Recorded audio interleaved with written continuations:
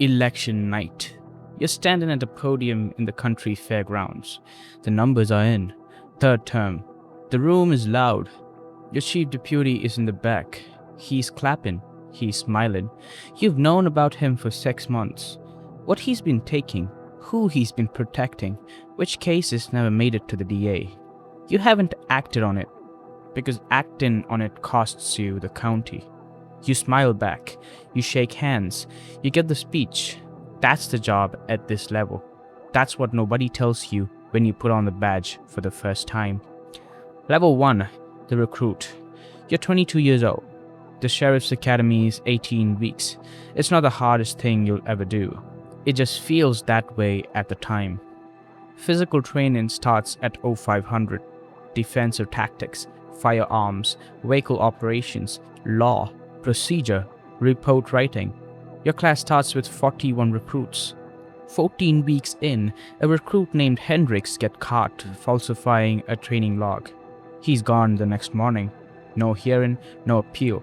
Your instructor, Sergeant Pruitt, calls the class together. He says one thing. He says, everything in this job is documented. He says, the day you stop believing that is the day this job ends you. You write it down. You graduate. You're assigned to the night shift. Patrol. You drive out of the lot in a county vehicle at 11 p.m. on a Tuesday. You have no idea what the next 30 years looks like. Nobody does. Level 2, the deputy. 2 years in. Night shifts in the Eastern District. Rural roads.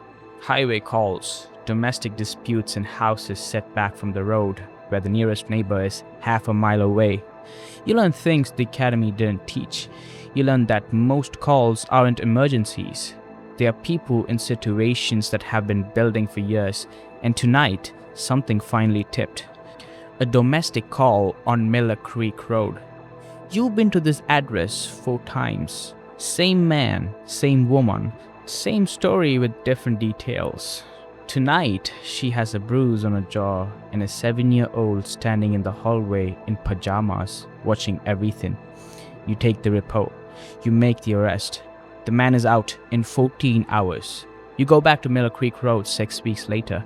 Different call, same address. You write the report. You go back to patrol.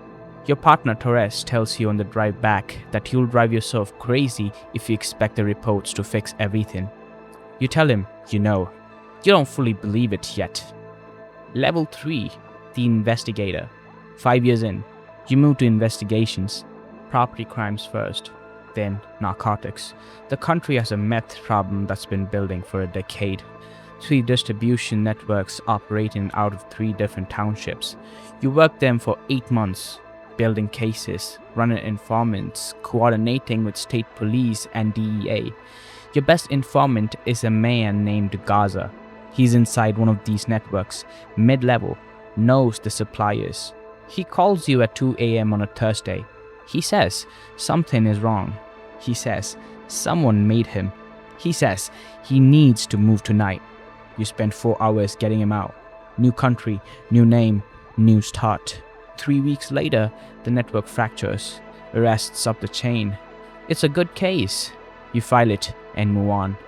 6 months later, you hear through a contact that Gaza is back in the county. Different network. You don't call him. You file the intelligence report. You move on. Level 4, the sergeant. 8 years in, you supervise a team of 6 deputies now. The job changes when you're responsible for other people. Before, you only had to trust your own judgment.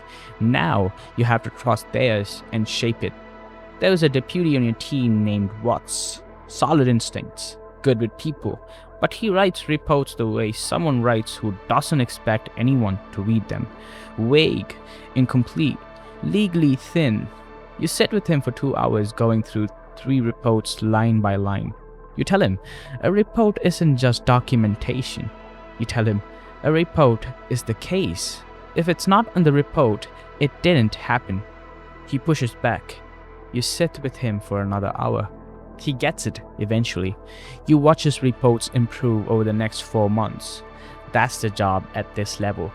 Not the calls, the people. A call comes in on a Sunday afternoon. Shots fired at a house on County Road 7. You're first on scene.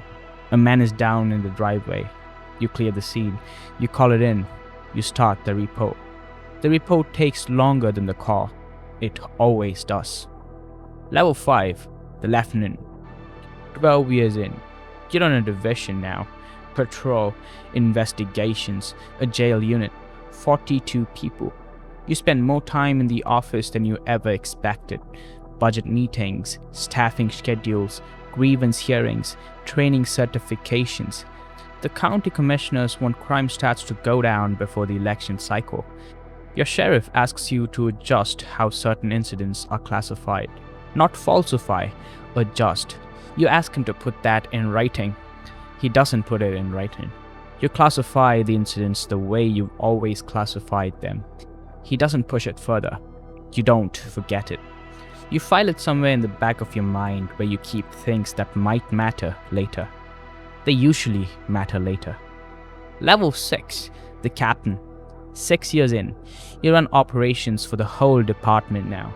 The sheriff trusts you because you've never given him a reason not to. That's not entirely true, and you both know it. But it's the working version of trust that keeps things functional. There was a deputy named Carver who's been with the department for 9 years. 3 excessive force complaints in 18 months. All reviewed. All cleared. The pattern bothers you. You pull his file. You review the incidents yourself. The clearances were technically correct. Technically. You reassign Carver to a desk role pending a full performance review. He files a union grievance. You document everything. The review takes 3 months. At the end of it, Carver resigns. The union calls it a forced out. You call it the job working the way it's supposed to. Level 7. The Undersheriff. 20 years in. You are second in command. Everything runs through you before it gets to the sheriff. Personnel decisions, major investigations, media relations, budget negotiations with the county board. You also manage the thing nobody talks about in the org chart, the gap between what the department does and what the public thinks it does. That gap is always there. Your job is to keep it from becoming a canyon. A deputy involved shooting in the North District. Legally justified, procedurally correct, but the body camera footage shows something that's correct and still looks bad. 37 seconds that will be on the news within 4 hours. You get ahead of it. Full press conference, full transparency, full release of the footage with context. Your sheriff wants to wait. You tell him waiting is the worst option. He asks you why. You tell him the story people fill in while they're waiting is always worse than the truth. He approves the release. The coverage is hard. It would have been harder. You know this because you've seen what happens when departments wait. Level 8. The Sheriff. You won the election by 11 points. You are now the Chief Law Enforcement Officer of the county. Elected. Not appointed, not promoted. That difference matters more than you expected. You answered to 340,000 voters. Not to a chain of command, not to a chief. To people who will decide in 4 years whether you get to keep doing this. That changes the calculations, not in the ways people assume. You don't soften cases or look the other way on things that matter, but you learn to think about optics in a way you never had to before. Every decision you make now has 2 questions attached. Is it right? And will people understand why it's right? Sometimes those questions have the same answer. Sometimes they don't. Your chief deputy is a man named Harlan. He's been with the department for 18 years. 6 months into your first term, you start hearing things. Small things at first. A case that didn't get forwarded. A property impound that went missing from the log. A name that keeps appearing in intelligence reports, but never in arrest records. You build a file. You verify everything before you put it in the file. You build it quietly, because this is the hardest part of the job nobody prepares you for, when the problem is inside. Level 9, the third term. 30 years in, election night, third term. You're at the podium. Harlan is in the back of the room, clapping, smiling. The file on him has been with the state attorney's office for 6 weeks. You didn't tell him. You didn't tell anyone in the department, because the moment you tell someone inside it changes what you can prove. 3 days after the election, the state investigation goes active. Harlan is arrested on a Tuesday morning before his shift starts. He doesn't see it coming. You're in your office when it happens. You get a call from the state attorney confirming the arrest. You hang up. You sit for a moment. You think about election night 6 months ago when you smiled back at him from the podium. You think about what it cost to wait. You think about what it would have cost not to. You go back to work. Level 10, the last day. 32 years. You retire on a Thursday. There was a ceremony in the department parking lot. People say things, good things, true things, incomplete things, because the complete version takes 32 years to tell, and this parking lot only has an hour. You hand in your badge and your credentials. You drive home in your personal vehicle. You pass the county fairgrounds where you gave the third term speech. You pass Miller Creek Road. You don't know what happened to the woman with the bruise on her jaw and the 7-year-old in the hallway. You hope the ending was better than where it started. You pass the road where Carver used to patrol. Somewhere right now, a 22-year-old is sitting in a classroom at the Sheriff's Academy. Sergeant Pruitt is standing at the front of the room. He's saying, "Everything in this job is documented." He's saying, "The day you stop believing that is the day this job ends you." That recruiter is writing it down.